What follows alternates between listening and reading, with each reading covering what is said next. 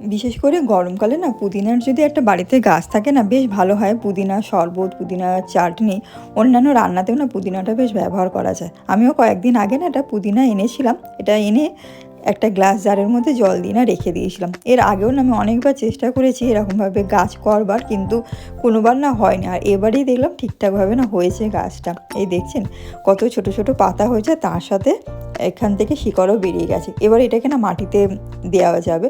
আজকে তাই ভাবলাম জলটা একটুখানি পাল্টে দিই। আমি এটা 2 দিন 3 দিন ছাড়া ছাড়াই করি জল পাল্টানোর কাজটা। আর যে হলুদ পাতাগুলো হয়েছে সেইগুলো না আমি আলাদা করে ফেলে দিই। এতে দেখছি গাছটা বেশ ভালো রকমভাবে না হচ্ছে।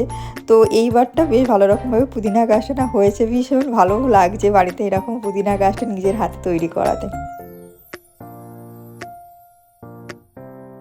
যেদিনকে আমার শুধু একার জন্য দুপুরবেলা রান্না করতে হয় না, সেদিনকে একটু আলসেমিই লাগে। তখন মনে হয় এমন কিছু একটা করে নিই যেটা করতেও বেশ সময় লাগবে না, আর খেতেও বেশ ভালো হয়, বাইরে থেকে যেটা কিনতে না হবে। আর সেই জন্য আজকে ভাবছি না ইনস্ট্যান্ট ধোসা করব। খেতে তো বেশ ভালোই লাগে আমার যে কোনো ধরনের সাউথ ইন্ডিয়ান খাবার। আজকে সেটাই না ভাবলাম করে নিই, তাড়াতাড়ি হয়েও যাবে। আর সব কিছু জিনিস তো বাড়িতেই রয়ে গিয়েছিলো, করতেও খুব একটা বিশেষ সময় লাগবে না। একার জন্য না অনেক কিছু করতে ইচ্ছা করে না, কিন্তু এমন একটা কিছু করব যেটা খেতেও বেশ ভালো লাগবে আর পেটটাও বেশ অনেকক্ষণ ভর্তি থাকবে। যেহেতু দুপুরের জন্য করছি, তাই আজকে ভাবলাম ইনস্ট্যান্ট ধোসাটা করে নিই। আগে থেকে তো কিছু ভিজিয়ে রাখা ছিল না, এটা তাড়াতাড়ি হয়েও যাবে আর খুব বিশেষ একটা সময়ও লাগবে না।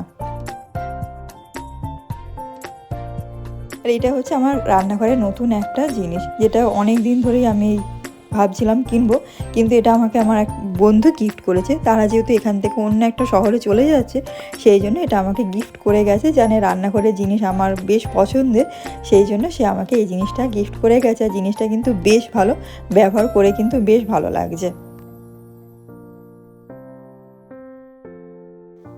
এই যে আমার এখানে দুপুরের লাঞ্চ একদম পুরো রেডি। ধোসাগুলো কিন্তু বেশ ভালো হয়েছে, যেহেতু প্যানটাও ভালো, ধোসাগুলো প্রত্যেকটা কিন্তু বেশ ভালো রকমভাবে তৈরি হয়েছে।